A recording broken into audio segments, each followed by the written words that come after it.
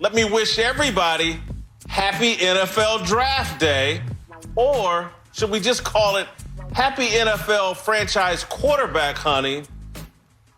Because all anybody wants to talk about is Joe Burrow, Tua Tagovailoa, Justin Herbert, Jordan Love, and the hunt for the next franchise quarterback.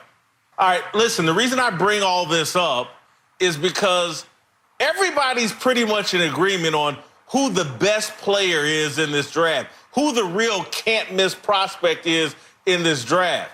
And it's Ohio State defensive end Chase Young. Let me break some news to people in Cincinnati and across the NFL. Chase Young and the Cincinnati Bengals both share Ohio as their home state.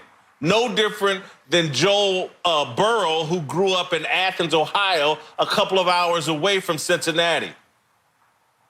Chase Young is a home state hero, no different than Joe Burrow. And you have the added value of Chase Young might be better than the Bosa brothers, Joey and Nick, who have taken the NFL by storm. The two Ohio State defensive ends, the Bosa brothers. A lot of people, including our very own Joel Klatt, believe Chase Young's a better prospect than either one of the Bosa brothers. And hell, Nick Bosa just played in the Super Bowl as a rookie and was a big part of the San Francisco district. You know what's just as important as finding a franchise quarterback?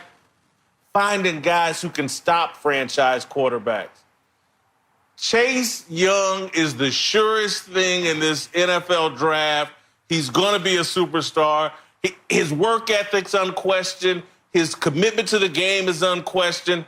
The Cincinnati Bengals might live to regret not passing up on this Ohio State superstar, a home state hero, Chase Young, instead of Joe Burrow. And that's no knock on Joe Burrow, but Chase Young, the sure pick and definitely a devastating impact on the defense. I just think the Bengals are going to regret this. Marcellus, get us rolling here. Any chance, do you think the Bengals regret passing up on Chase Young and taking Joe Burrow at the top of this draft? No, I don't think they will regret it. You have to really look at all the factors, and it's not just the potential on the field production. And let's make sure we highlight the word potential for any draft choice, no matter how high or what position they play, because you still have to translate your game from the collegiate level to the pro level. Obviously, when you talk about Joe Burrow or Chase Young, you're thinking greatness when you see those guys at the NFL level over due time. But if you think about a hometown kid in Joe Burrow, that's obviously a big check mark in terms of he's a guy that you want to bring into the fold, not only because of what he can do on the field, being at the quarterback position, having the most impact on a team because they touch the ball every single play, but more importantly, he's going to be box office. He's going to be someone who brings an entertainment value. He's going to help your bottom line even before he helps your win column in terms of success. So I don't see how you look at Chase Young and say, you know what, I want him to actually be in priority over Joe Burrow when he plays defensive line. And I'm a former defensive lineman who used to scratch his head many a times in some of my greatest performances that we would lose, and some of my subpar performances we would win. And that got me started to thinking on how much impact do we really have at the defensive line position? And then I looked at last year's statistics, and 3 of the top 5 defensive linemen last year didn't even sniff the playoffs. I looked at the top 5 all-time pass rushers in NFL history. Only one has won a Super Bowl, Reggie White. So you start to do these things and extract from the numbers and realize that if you want to say a great quarterback, it's almost a given you're going to be a Super Bowl champion. You want to say a great defensive end, it is almost a given you won't be a Super Bowl champion. And I think Cincinnati is thinking correctly this way. Wow. I mean, that's giving a whole lot of props to Cincinnati having the opportunity to win a Super Bowl. When's the last time that happened again? Oh, yeah, I'm going to wait on that Never one. Again. Never. Okay, right. Like the Chiefs? Like the Chiefs had to wait 50 years? You mean like the Chiefs? Oh, they had to wait 50 years. I mean, we could go throw Philly in there, I guess. I mean, the sun shines on a blind dog's tail once in its life. Let me tell y'all something right here, okay? This is like splitting tens in a blackjack game, all right? And let me tell you why. You don't split tens when you have a winning hand. To split tens is to be greedy. okay? You're thinking that you're going after Joe Burrow, a can't-miss prospect at the quarterback position, when you have 2 10s right in front of your face with Chase Young, all right? When you do it, people are going to get up from the table. They're going to walk away. There are people sitting there watching this draft that won't say it, won't ever admit it. But to not take Chase Young and to take Joe Burrow when you already have Andy Dalton, all right? If you're telling me that Joe Burrow is going to come in and be a better quarterback in the next 2 to 3 years than what Andy Dalton is going to be in the next 2 to 3 years, then maybe you have an argument. I don't buy it, okay?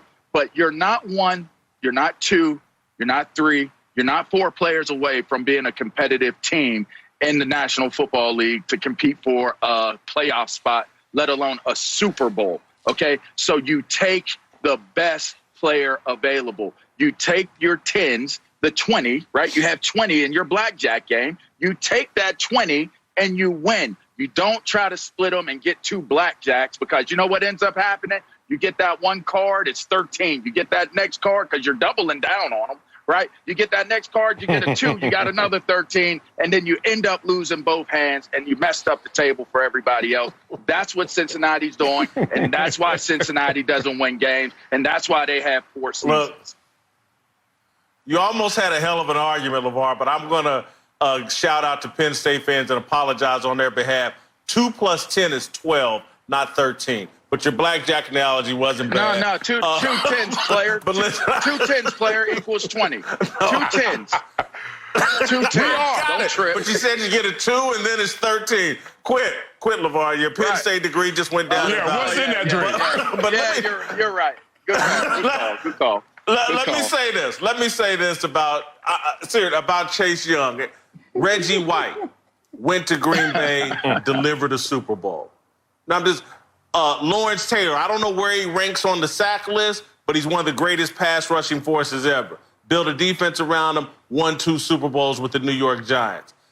Listen, to me, Chase Young is not Jadeveon Clowney. Jadeveon Clowney was talented, but people questioned his motor. People could question his commitment to the game.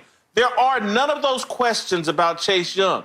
We've heard from the Bosa brothers in terms of, no, Chase Young approaches the game the way we do. Hell, he may even approach it more fiercely than we do in terms of being a student of the game. If you have a chance to get, and to me, he's not quite Reggie White, but he's the closest thing I've seen to Reggie White in terms of a guaranteed impact on a defense and on a team in an era where everybody's passing the ball, and getting to the quarterback and harassing the quarterback, to me, is damn near as important as having a great quarterback. I just think there's too many variables. Joe Burrow, who I love and think he's a great player, but he had 1 great season in college football.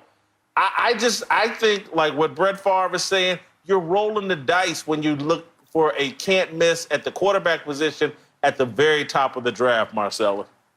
What a garbage team. Man, you got me talking bad about my own, man. You got me talking bad about defensive linemen in terms of impact. I could just take you through it pragmatically. 1st and 10. Oh, look at this. Chase Young around the corner, or sack. It's 2nd and 14. Oh, my God, another sack. It's 3rd and 23. Oh, completion, Joe Burrow, 1st down. Like, that's how it goes playing defensive end, man. You gonna name me Reggie White and LT. Don't let me go down the list of dudes who have not won a single Super Bowl. Let's start at the top with Bruce Smith, who was in 4 Super Bowls, never got over the hump. And you keep bringing up the Bosa brothers, who I love, who are tremendous talents. But Nick Bosa wasn't even the best pass rusher on his team last year. And Joey Bosa was at home chilling with me watching the playoffs. So the thing about this is you can't make this argument. This is about the effect that you have on a ball club. And is Joe Burrow head and shoulders above Andy Dalton right now? I would say no. But if the belief from 52 other guys is that you can take us farther in our imagination than Andy Dalton can in reality, then we have to roll those dice. And it's just the nature of the position. This is no slight to the individual talents. It's just what position do you play? And if you play quarterback at a B level, it beats D-line at an A level. Thanks for watching. Subscribe here to get the latest from the show. And be sure to check out more of the best clips from Speak For Yourself or go watch a few segments from our other shows on FS1.